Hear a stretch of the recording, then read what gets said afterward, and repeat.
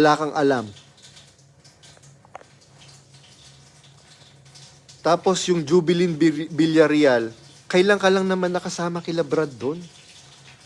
Nakasama ka kila Brad doon, meron, mayaman na sila. Tandaan mo, nakasama ako nila Brad doon, nagbabalot lang kami ng bawang, paminta, niro-rolling namin. Tanungin mo sila Brad doon. Kaya wag tayong pumapel, wag tayong epal. Kaya ka lang naman diyan dahil wala ka nang mapupuntahan. Tapos itong Paulo Ngalong na to, isa pa tong isa pa tong epal na tong Paulo Ngalong na to. Kaya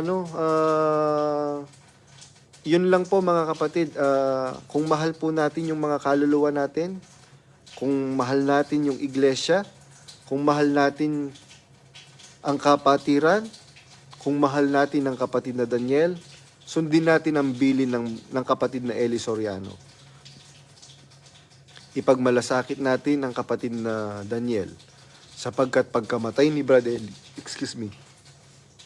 sapagkat sa pagkamatay ni Brad Eli, sabi niya, marami ang magsisilitaw na mga ganid na lobo na sasagpangin ng kapatiran, mga kapatid.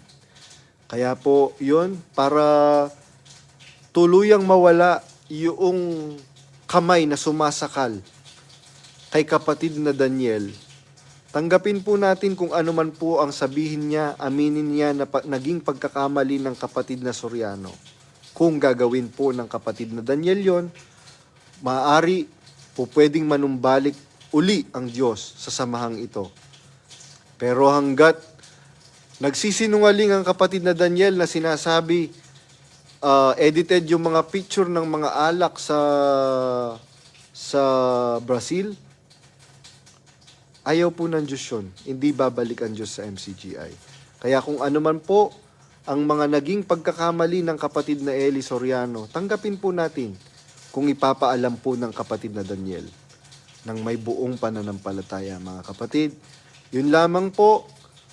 Marami pong concern yung mga kapatid na gustong sabihin sa ko sa live, i-topic.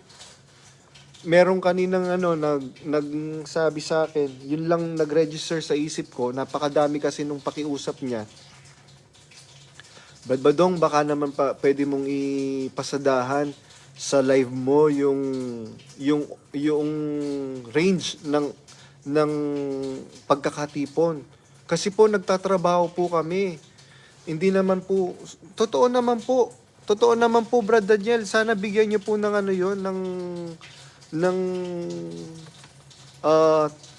yung concern ng kapatid. Kasi pag sinabi mong mahaba yung pagkakatipon, minamarkahan ka kaagad na laban sa aral, laban sa mangangaral.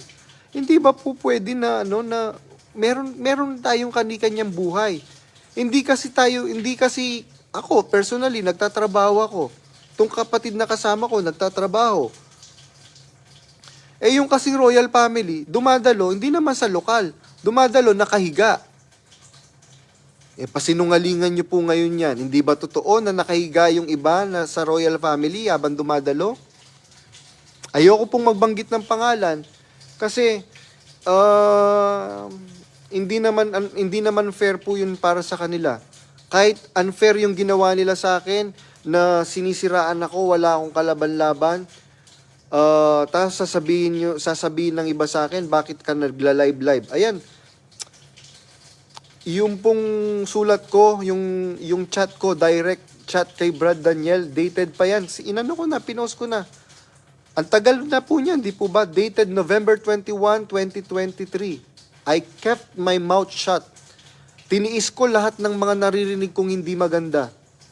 Na hindi daw ako nagpapatawad, hindi daw ako kesyo ganito, wala daw akong utang na loob. Ayoko sanang gawin, kaya lang napilitan ako dahil kailangan. Pangit naman na manahimik na lang ako na hindi ako nagsasalita. Pangit naman yun. Tsaka it's between my faith